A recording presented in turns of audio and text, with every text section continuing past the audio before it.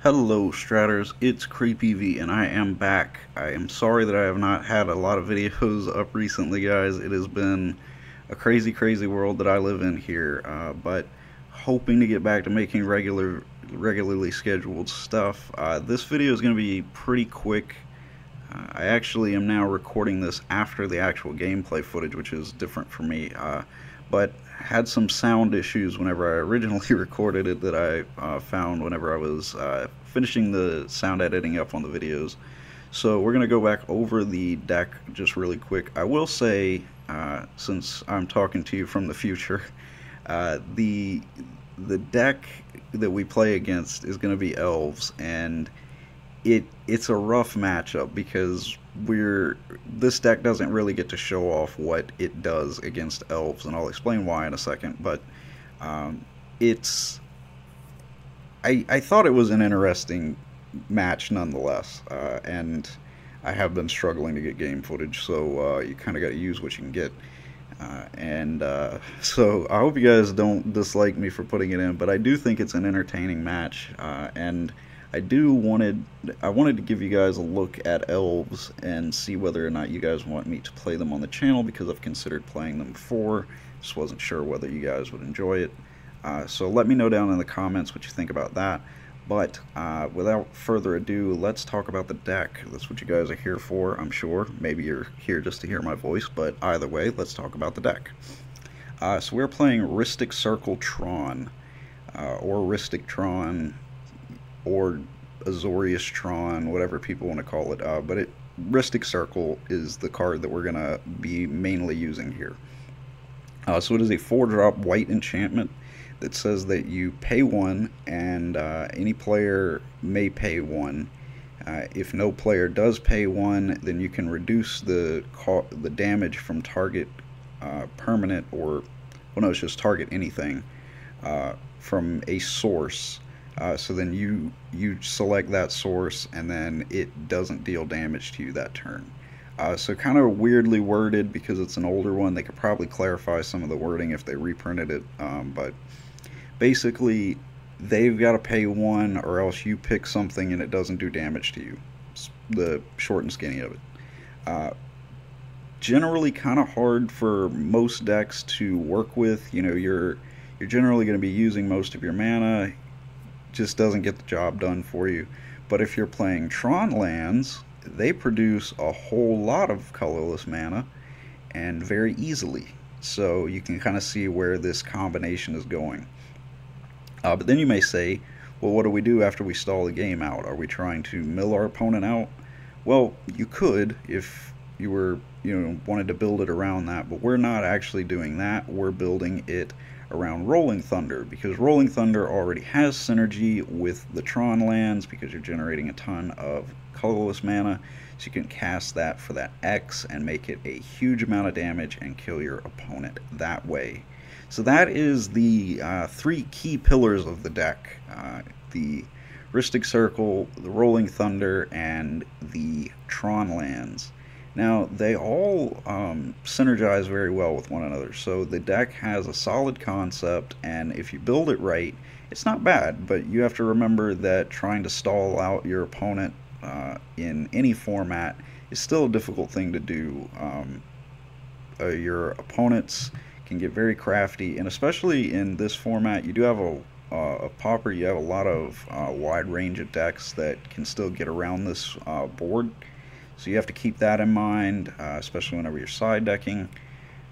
But it is a fun deck to play if you enjoy setting up those type of lockdowns, and if you like annoying your opponents. So if you're that kind of person, here's the deck for you. But I typically don't, but there is some fun stuff you can do with this deck. In the meantime, if our Rhystic Circle is not getting the job done, we are playing 4 copies of Ethereal Haze as our fog. Then we've got 4 Impulse just for draw power. You're going to see draw power be something that we're going to talk about quite a few times in this deck. We're also playing Mystical Teaching to help us get to our Rolling Thunders and our Ghostly Flickers, which we'll talk about in just a second. And then we are playing just 2 copies of the Rolling Thunder. if they're playing really counter heavy, you have enough ways to get it back out of your discard. And also, you should just be smart whenever playing around counter decks. But generally, 2 is going to get the job done, especially considering that you can search it and you have graveyard recursion, all fine and dandy. 2 crop rotation.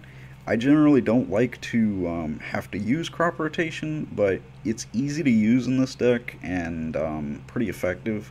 So I think it's worth including. You could even argue for 3 of them, but I decided to keep it at 2 just because I don't like sacrificing lands. But in this deck, you really do have the ability to afford for it, which is pretty nice. And then the final spell is Ghostly Flicker.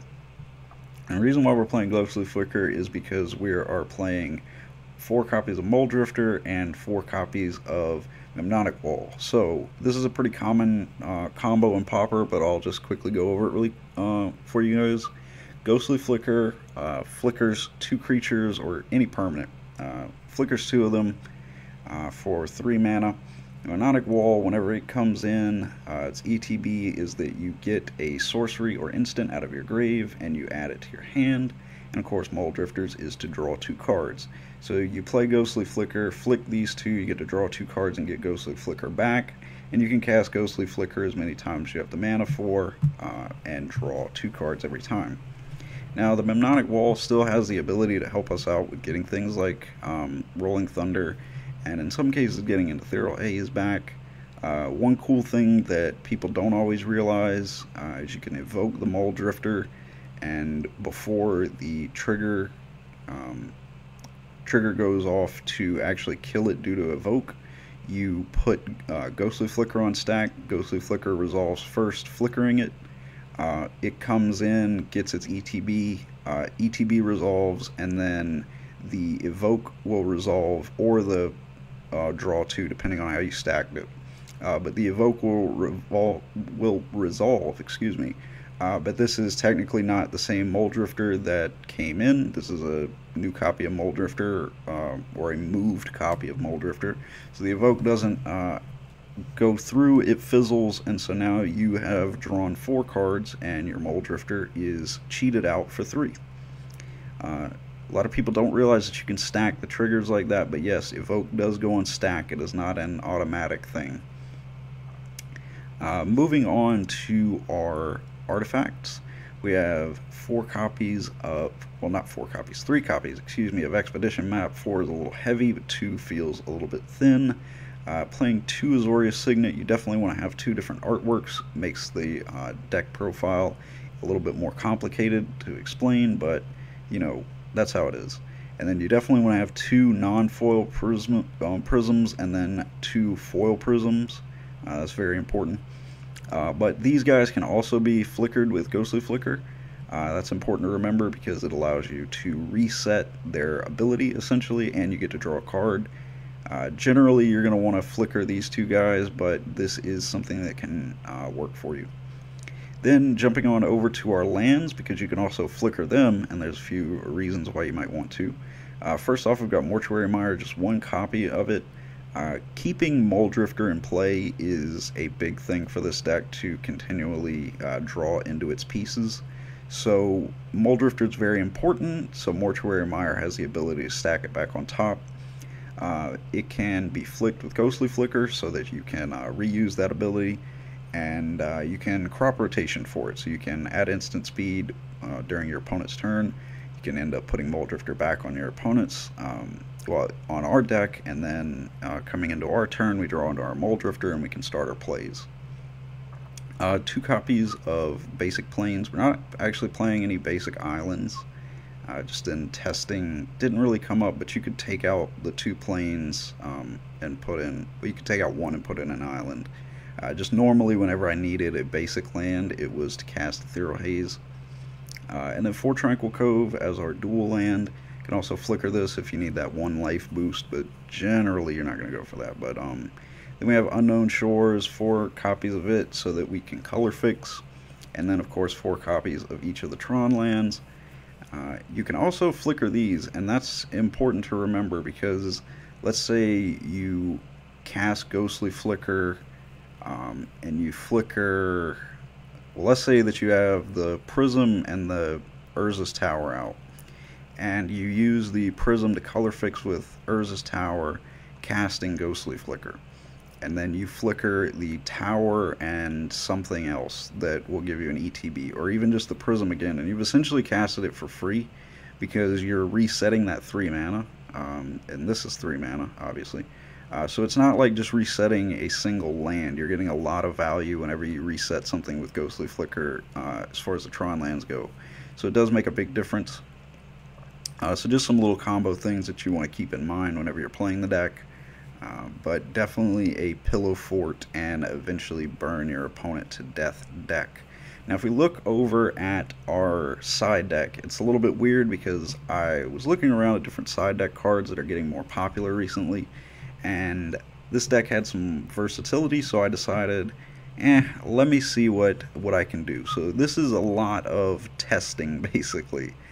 So I threw in a copy of Leave No Trace. This card is, I love this card right now. In fact, I thought I put more in here. But this card's great. You destroy target enchantment and each other enchantment that shares a color with it. So you can really do some damage with it. You just have to be careful about the Rhystic Circle, but generally you're going to be fine. 2 copies of Dawn Charm as another fog basically, but also to protect ourselves from burn, as well as keep our creatures on the board. A lot of multi-purpose. I love multi-purpose side deck cards, so it's a good one to consider. Just 1 copy of Dispel, 1 copy of Hydroblast, and 1 copy of Counterspell, because I really wanted to throw a wide net with my counter options. And whenever you have as much mana as you do in this deck, you can afford to go for things like Counterspell. You can afford to go with negates, you know, not worried about just paying for the Dispel. If anything, I would cut this Counterspell for a negate, but I'm trying it out as it is. Then we have 1 copy of Doomblade. The reason why we have this is because technically our Mortuary Mire does provide black, and also we have a lot of ways to color fix, and just spot removal seemed good to me. You could definitely take this and go for oh, what is that card? The white enchantment that Oblivion Ring something, I can't remember the name of it, but you could put that in for your spot removal instead. But the reason why I like this is because it is something that I can recycle with Mnemonic Wall if I need to. And also, if I'm siding in Leave No Trace, there's some conflicts there. It makes it even more difficult. Because a lot of the times when I bring in Leave No Trace, it's against decks that use that card as heavily as they do. So it could end up losing mine, be able to cast it. There's just different situations. I decided to try out Doomblade, and it's been working out fine. Then Scarab Feast, it's 1 black, and then you can exile up to 3 target cards from a single graveyard, and it has cycling. As you guys know, I love the cycling mechanic. It's one of my favorite mechanics in this game. I've talked about it before. I value any card, especially in Pauper, that has cycling, and this one being spot graveyard removal, definitely good. I did have Bajuka Bog in here because you can crop rotation for it at instant speed, which is huge, but I'm really trying out the Scarab Feast. Like I said, the side deck is a lot of experimentation here. Then 2 copies of Electrickery. This is going to come up in the Elf match that you're about to see for sure. It's just, you should always have this card in your side deck if you're playing red. Speaking of another card that you should always have in your side deck if you're playing red, Pyroblast.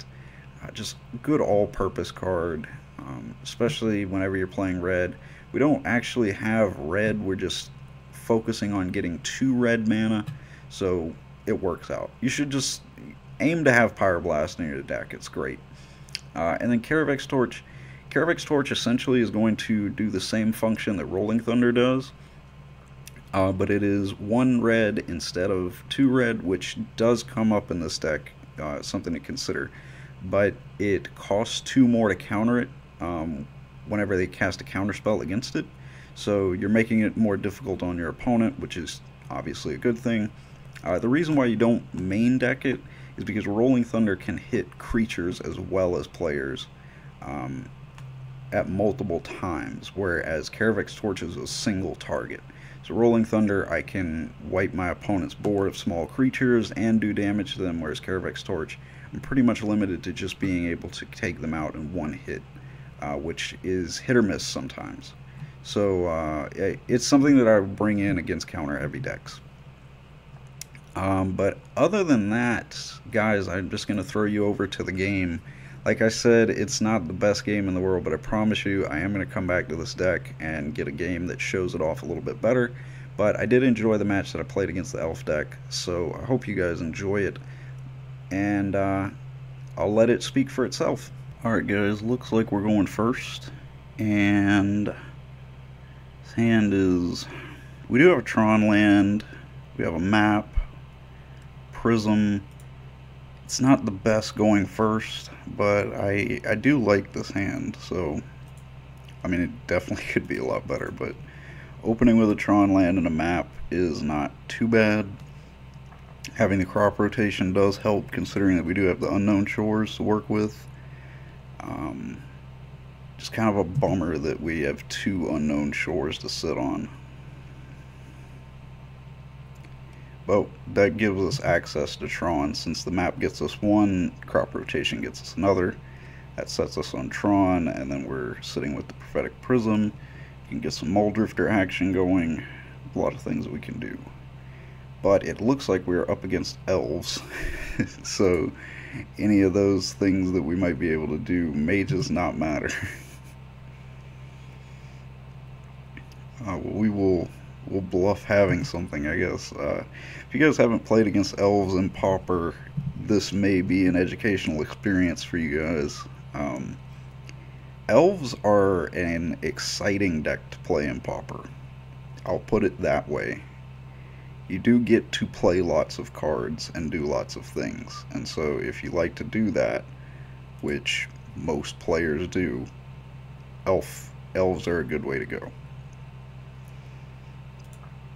Just they have the ability to do things that they can't do in other formats, which is interesting because you're used to seeing Elves do their typical thing. You know, Elf Ball has been a thing in just about every format.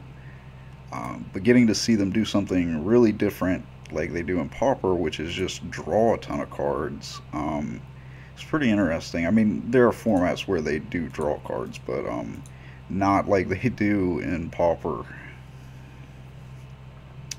And I'm a big fan of card draw. It's my favorite aspect of card games. We'll grab a mine. So we can actually get to Tron this turn now. So we can do this, make green, crop rotation, and get a power plant. I really hate using crop rotation because it feels like such a minus, but it's too good not to have, honestly. And just like that, we're at Tron, even though we had a arguably awful hand. Arguably, we'll say arguably.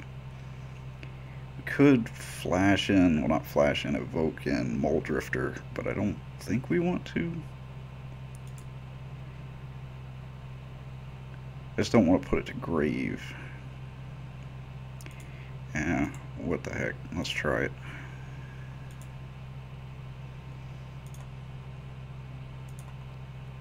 I think I've said on videos before, but evoking creatures is one of my least favorite things in the world. I don't like to waste a creature.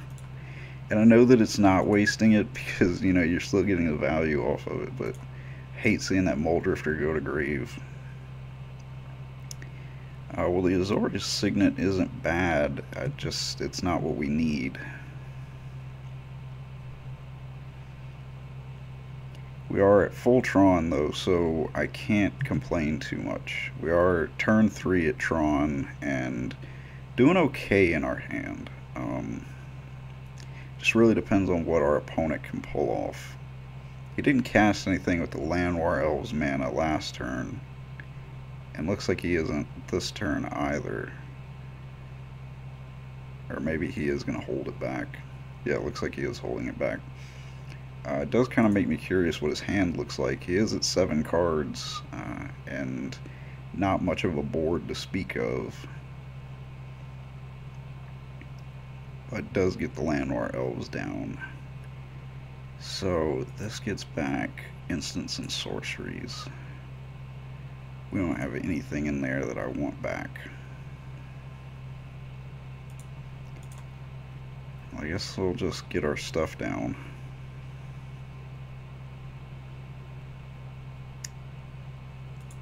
Yeah, I guess that's the best thing we can do here. I could crop rotation and get the land that would put the Muldrifter back on top, which would actually be pretty great. But I could do that on my opponent's turn.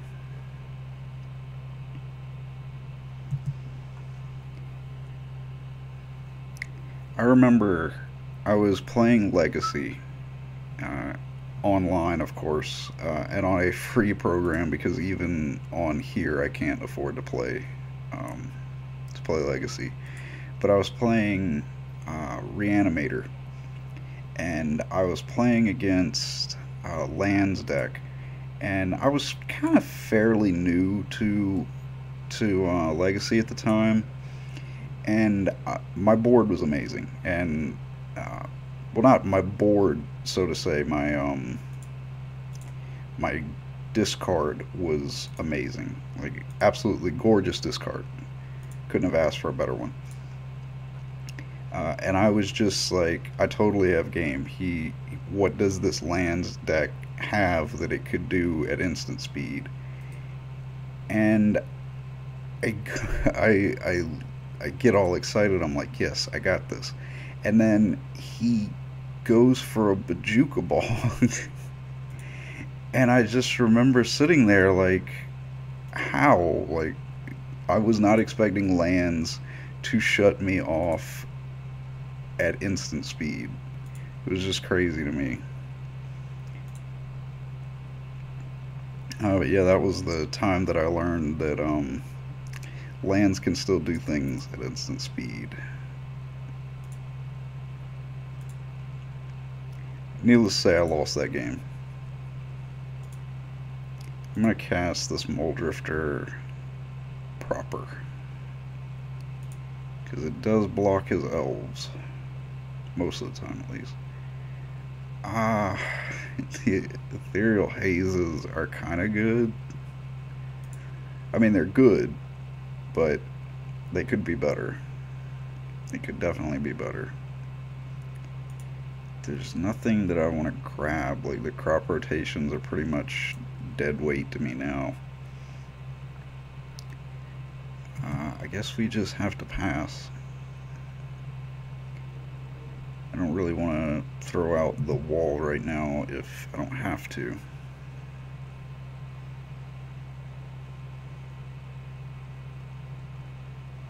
I guess since I was talking about the Elves deck so much, I guess I should probably explain exactly what it is that it does.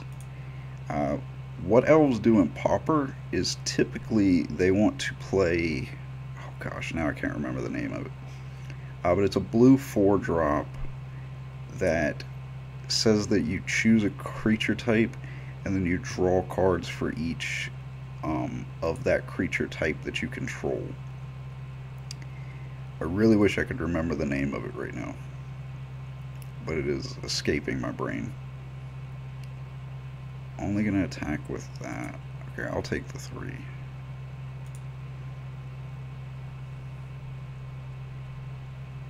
Or I bet he has, well, he doesn't have the mana to dump a pump spell. But it says that you draw that many cards, and then you just continually dump down elves, and you get cards like this guy out that are going to give you more elf tokens. So you pretty much play Elf Ball, but you get the added benefit of an insane draw card that, although it is in other formats, it's just not it's not fast enough for those formats. Whereas in Pauper, perfect format to capitalize on a card like that.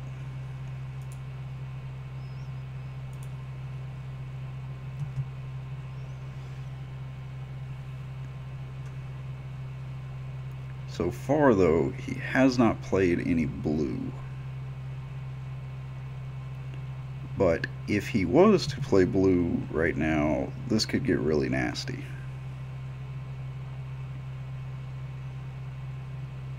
Especially with this guy. If you don't know what he does, Timberwatch Elf, he's the one that kills you.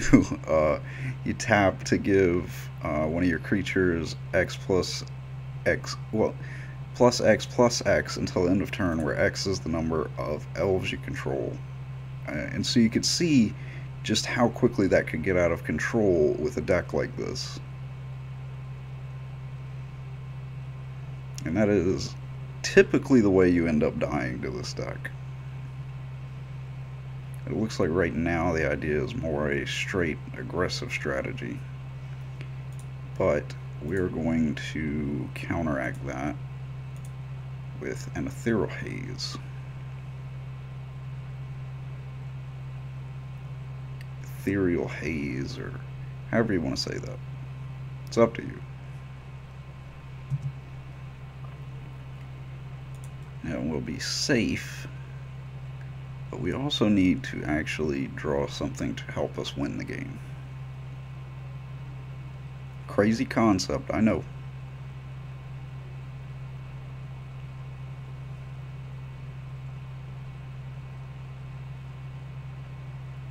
We could use, we really need a flicker spell like Ghostly Flicker. Especially since we already have the Hypnotic Wall combo and plenty of mana to do it multiple times. Although we kind of lack colored mana. Oh wow, I've never even seen that card. Choose a creature type, you gain 2 life for each permanent of that type you control. That's wacky. That's crazy. Okay. Wow, that is a scary card. Alright, we can still get back from that though. Like, honestly, I'm not too worried about it. We're gonna try to find a solution here. That's spooky, scary skeletons without a doubt. But we want to get our Ghostly Flicker now.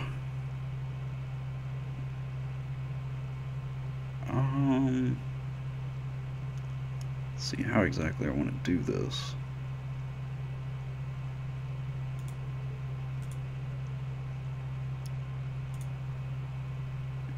And then we go you and you, because I want to reset my ability to cast colored mana here. And I don't want to waste this white just because it is colored mana. And we might be able to utilize it. So now we're going to get to draw 3 cards.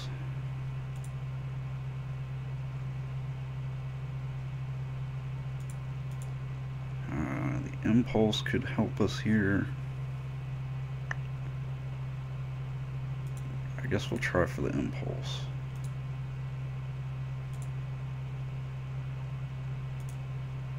We just need to get to something here.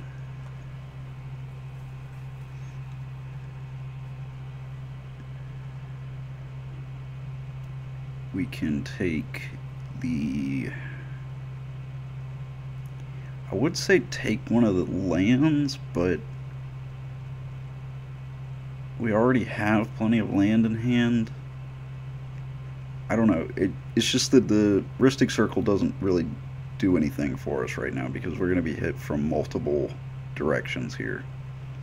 And let's just take it. Better to have it than to not have it, I guess. Unfortunately, we're not going to be able to cast the wall this turn. We can just cast the Rhystic Circle like this.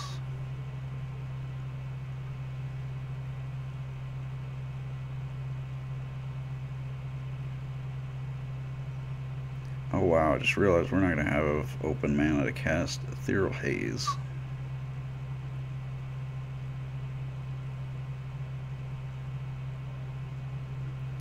That's actually a problem.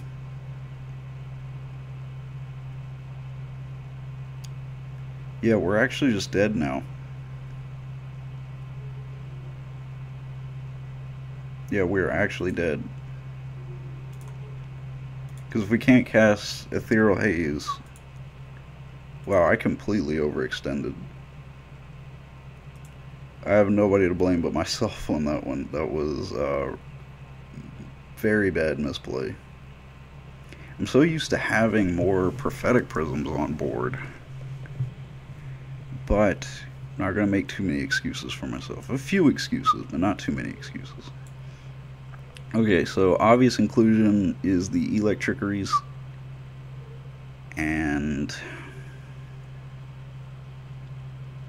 I didn't see any blue, so I don't want to bring in Counter Magic and then not have targets for it because he might be playing kind of a different build. I think we can actually go down on the Rhystic Circles. This kind of sucks for the video considering that I'm supposed to be showcasing the Rhystic part of this deck. I think I'm just going to try that. I could make an argument for Doomblade, but targeted removal just doesn't do enough, I don't think. Like it helps because you can hit the Timberwatch Elf, but not much else. This has a lot of potential, but I'm going to have to mulligan it. This also has potential, and I'm going to keep it because I don't want to mulligan again. So we're just going to go Tower Pass. If we can get to a second land, this hand becomes really good. Even if it's not a Tron land. It's definitely good if it's a Tron land, but it doesn't have to be. Opponent with a good start here. First turn, Elvish Mystic. Here's an Unknown Shores. Tap, tap. Prophetic Prism, and then draw a card. We can just go ahead and always yield to this. And pass. I didn't want to draw another Unknown Shores, but it happens.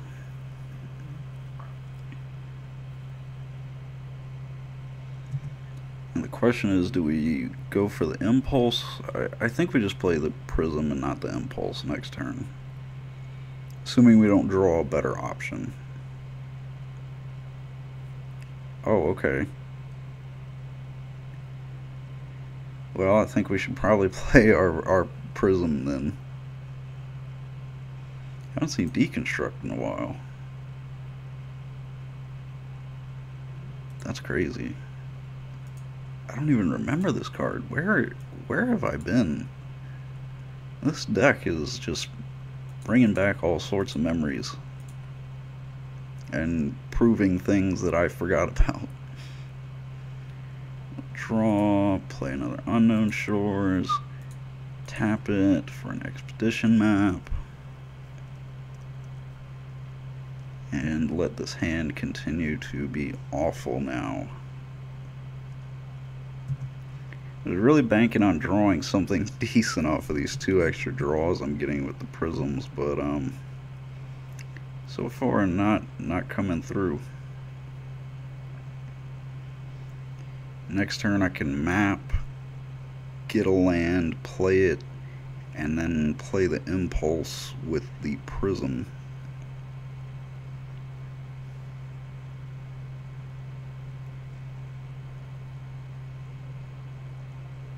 My opponent could deconstruct again.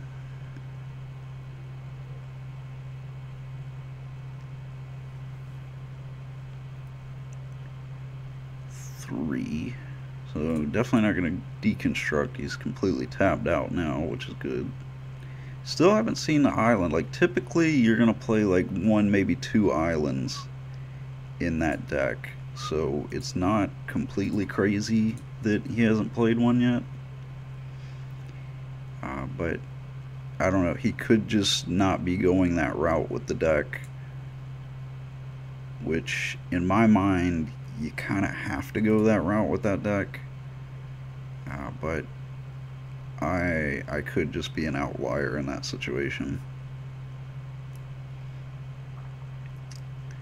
Part of me wants to just crop rotation here and then get going.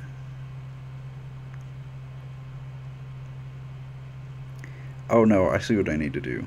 Okay, so I tap here, make green, crop rotation, and pop this, and then get a power plant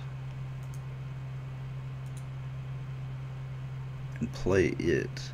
And then now I can take this, well, I'll do it on my opponent's turn, but that is what I've got set up to do now. Could have done it during my opponent's turn because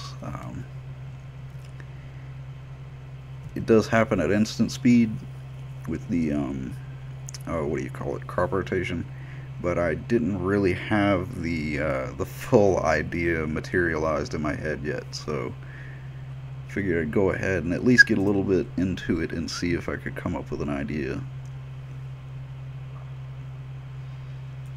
I might be more inclined to just Ethereal Haze here, because that's 5 damage. That's not irrelevant, but I think I'm willing to hold out for the impulse.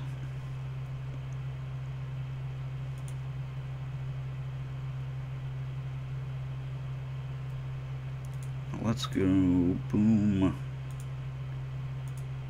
boom, boom. And what do we get? Something good, something good. And Ghostly Flicker isn't horrible. Guess we'll take it.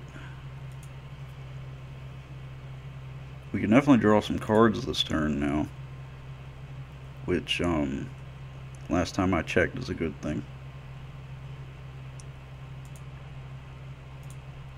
So we're gonna make blue here, and then evoke the Muldrifter.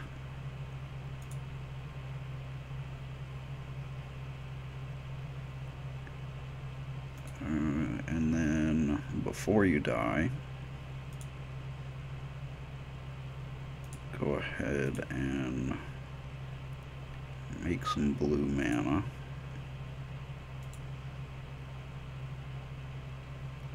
for the Ghostly Flicker. I guess I'll flicker these two because I want to draw the most cards possible. I could go the safer bet and like untap the tower, but then I don't have guaranteed card draw. But if you look at it another way, I'm definitely drawing a lot of cards this turn no matter what. I'm getting 2 Muldrifter triggers. So you could look at it that way. Hate to waste this mana. But I want to drop this Plains. Yeah, let's drop the Plains. And then that way we have a way to cast Ethereal Haze during my opponent's turn. So we might be okay here. Might be. We do have our Rolling Thunder, but we don't have nearly enough mana to kill our opponent. But I am at a point where I'm tempted to wipe his board. We have more than one Rolling Thunder in this deck, and him losing his entire board essentially loses him this game. especially with him at 2 cards in hand. The question is, can we wipe his entire board? We might have to leave these guys. That's annoying. But still, he's not out of reach. At 36, not at 40 this time, so clearly we've got the leg up on him. So let's see how many he wants to swing in with. I guess I'll block with the Mole Drifter. And also, did I wait too late to play my Ethereal Haze? No, I didn't. Okay.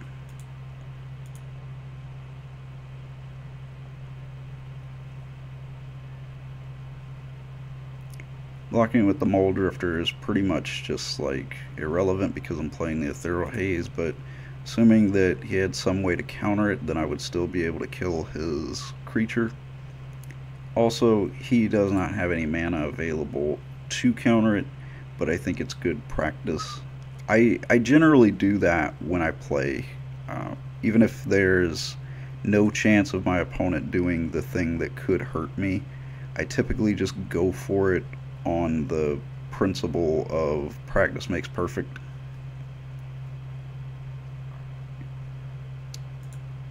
Alright, let's make blue here for the impulse. I want to get to a Ghostly Flicker or a way to get my Ghostly Flicker back.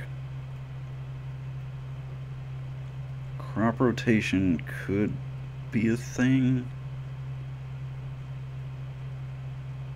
I kind of want to grab this impulse.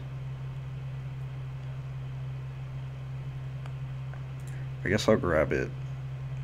I think it's probably my best bet. Let's produce blue out of this. Play the impulse. There's the Mnemonic Wall. A little late as far as our mana count, though.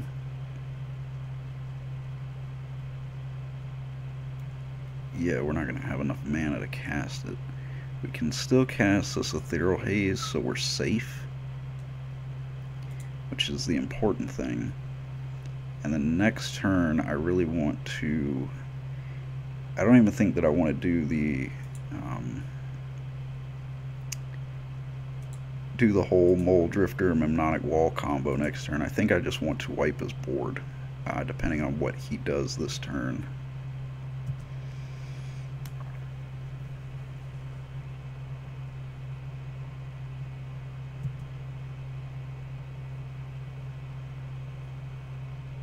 Because I mean that's the backbone of elf decks, is the creatures. So their boards can be incredible. They could have, you know, 50 elves on board. Oh man, I really should have wiped his board last turn. Man, that is irritating.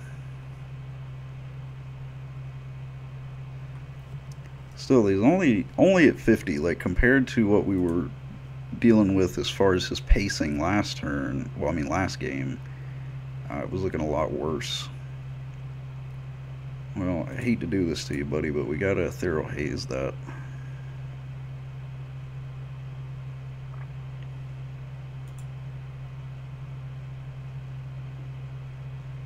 So, no damage. I actually feel bad doing that because it... Oh man, we drew another one. Okay, so 1, 2, 3, 4, 5... 8, 11, 12. That is the kind of damage that we need to do. But also, I want to draw cards. And my desire to draw cards will most likely be my downfall. As it was last game whenever I forget to leave Ethereal Haze mana open. So we will use this to get back a Ghostly Flicker. Do need to be mindful of our timer, as always.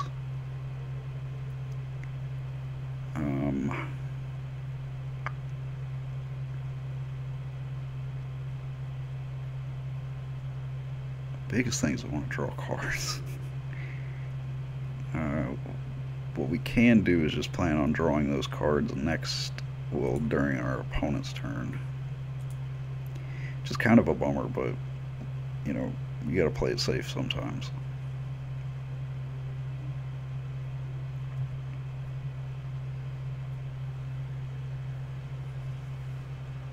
I guess we will attack in with the Muldrifter. We gotta work our opponent down a little bit here.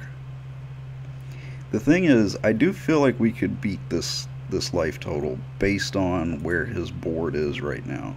He has a tremendous amount of creatures, but basically next turn, I'm going to most likely kill every creature on his board if I draw another Tron land. That leaves him with potentially one card, depending on no card could be after this, so yeah. It's just going to be 0 cards in hand. So if I wipe his board, it begs the question of, you know, what is better here, you know? Him having a huge life total but having nothing, or me having a lower life total but having resources.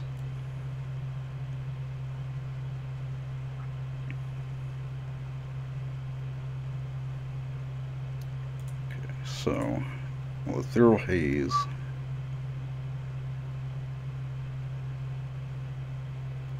Oh no, I don't even want to check the message that he sent. Oh, I want to check it, but also, like, I don't want to have language on the channel, and I feel like it most likely will contain that. And then, if it does, then I have to do editing work, and that's a pain. I do feel bad about it. I hate doing like plays in card games that upset people. I really do, because I know it's frustrating.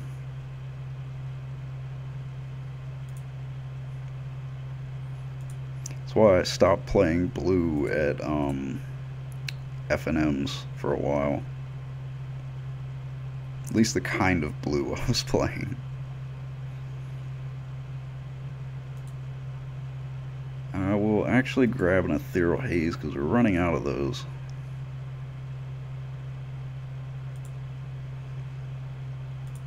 We will use the ability.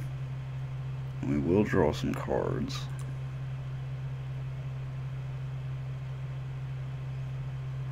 And we will pass. Oh, well, there's the end of this. That's probably going to be the end of the game.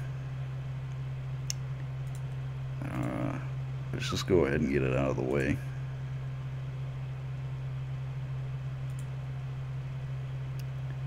I'm going to overload Electrickery. And that is going to do a lot of damage to his board. It was among the cards that I was digging for. Okay, really don't want to check the messages now. Let's see. Oh, yep, we got another message. Oh, I'm sorry, sir. I really am. Let's make blue here. Cast a Muldrifter.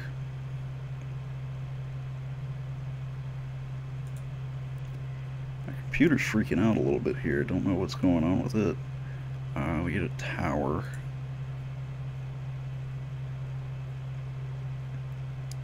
And I guess we just, like, start attacking. We really can't do much here.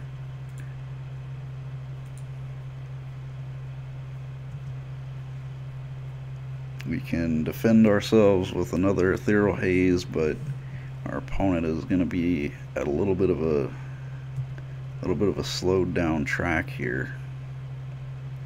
Let's just man up and check the message.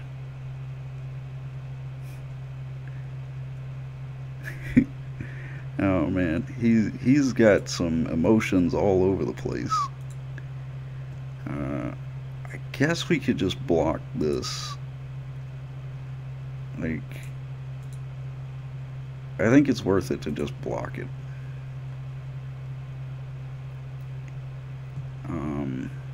Granted, he could have a pump spell, but it's not going to be enough of a pump spell to actually, like, win the game. Whereas if we choose to block now, we do get rid of one of his creatures.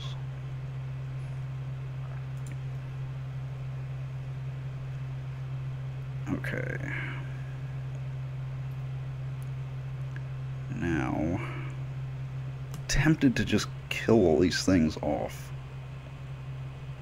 because they can produce a lot of problems.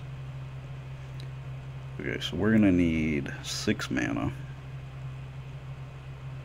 which means 8 basically. So we'll filter one of it,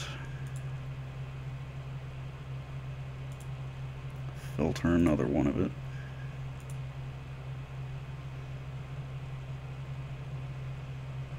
I need basically like 1 mana open at this point, so really it doesn't super matter which ones I choose here.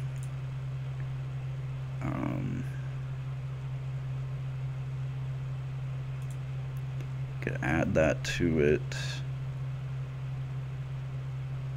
and then probably like add one more to it, and Rolling Thunder, choosing you will put you up to 3.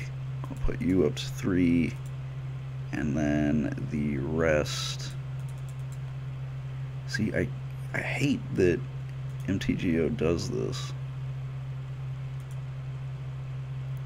because I can never see exactly how much is left. So if we've done that, let's see. There should be 7 left. Or no, wait a minute. 9. So there should be 3 left.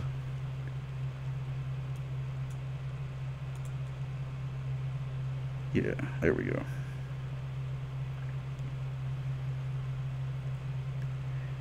So we've now effectively wiped his board. What would have been, I should have probably just like popped the Mole Drifter with it, and then drop the Mortuary Mire.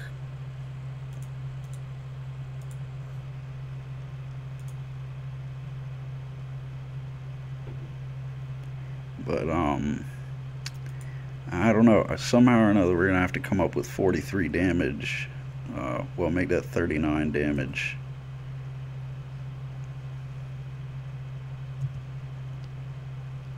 I wonder how my opponent will stop us from doing that. It's currently at 2 cards. The question is just, can we deal that much damage in 4 minutes?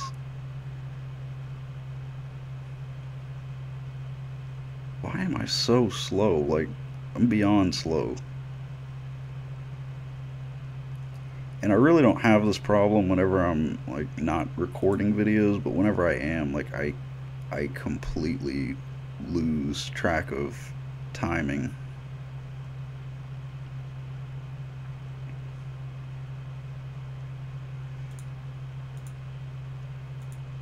I've actually like become really hard on myself about time, because if you guys play the Dragon Ball card game, you may be aware of some of the stupidest going into time settings, or not settings, but regulations, I should say, that have ever existed in the history of card gaming. Oh, why didn't I play Unknown Shores? Now I can't Rolling Thunder this turn, but I don't think I want to anyway. I'm certainly not able to put up enough damage to win the game this turn.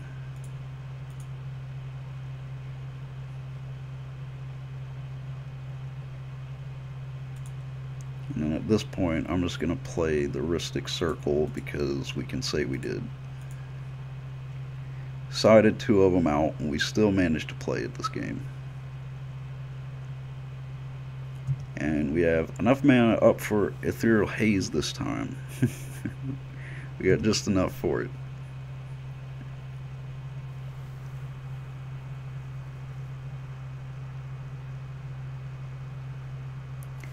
My opponent passing here. Alright, so now we can get this party started. because we're going to go blue, and then 2/2, wall,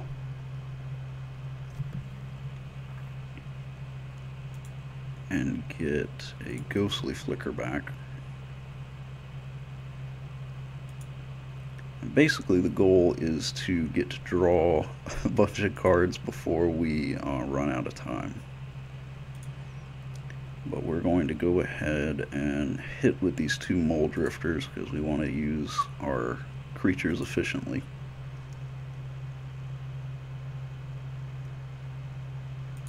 Get our opponent down to 31.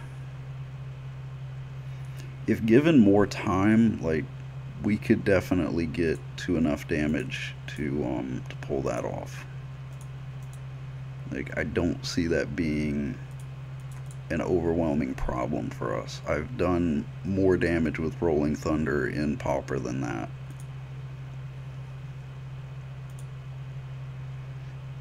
There's our wall again. I guess we get our signets out.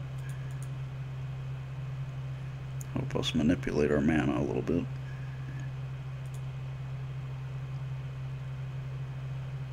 That is something that we're actually lacking pretty heavily right now. Mana filtration. So we'll put you in here, tap you, play the wall, and get back a ghostly flicker.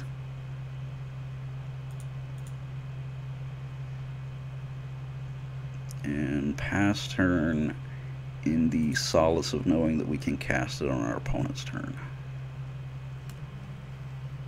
Even though we're totally not going to, because this game is pretty much over. We all know how this goes, but we're going to play it out until we're dead. Timberwatch Elf comes down. Not quite able to do the damage that it could have done in a time long gone, but it tries. We're gonna flicker these 2. Normally I'd flicker a Mnemonic Wall, but you know what? We're about to lose the game, so let's just draw some cards. Maximize our card draw. Or alright, let's just go all out here. How much mana can we actually generate? Oh, we don't even have a way to turn all of it red. Oh, I should have played that Unknown Shores again. Okay, well, I definitely can't do it the way that I would like to now. I was gonna see just how much we could Rolling Thunder for. We definitely can't hit 31, but we could do a good bit of damage. Like, it wouldn't be irrelevant.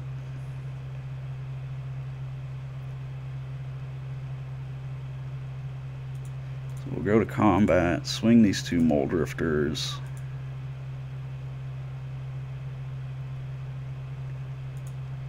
and get our opponent down to 27. And we're just going to discard you and you. Does not matter. But let's just see. Alright, so that's 12, 13, 15, 17, 18, 19, 20, 21, 22, 23. So we're not like super far off. Like, that's what I'm saying. Like, a couple more turns and we could have actually done this.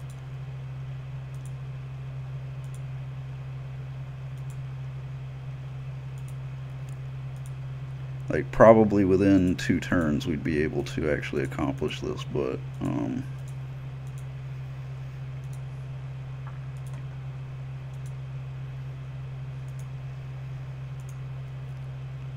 Rolling Thunder him for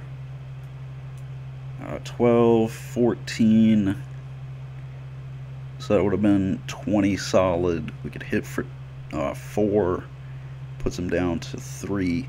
So it was not out of reach, I guess is my point. We were not completely out of reach. I don't see a way that we would have lost that game had the timer not taken us out. Once again, I've got I've got to learn to play around the timer. Where is this deck? There it is.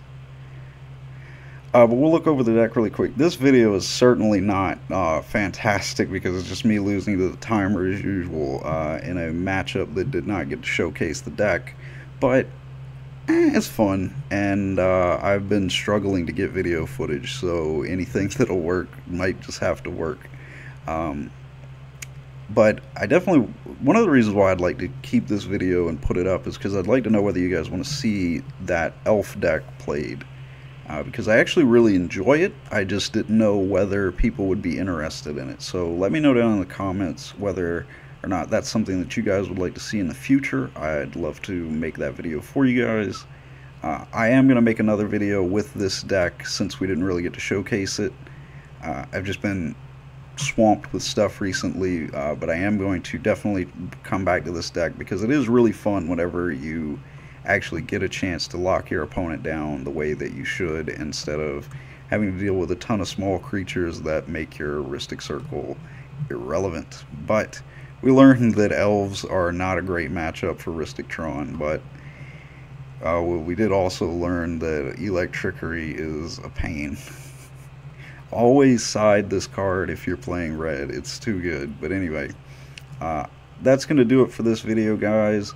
Remember that if you enjoyed the video, you can leave us a like. It really does show your support, and we definitely appreciate it. Feel free to subscribe if you'd like to see all of the videos that I make here, as well as all the other videos made by the wonderful people here at Magic Gathering Strat. You don't want to miss a single one of those. And if you like the kind of stuff that I do, if you like listening to my raspy southern voice, you can go over and check out my Facebook and my YouTube channel, which will be in the description. On the Facebook page, I post all of the videos that I make here, as well as for my own channel. We're doing some Spider-Man 2000 Let's Plays right now, so you don't want to miss out on those. Come check them out. And with all that, I will bid you adieu. Have a great day, and I will see you in the next video.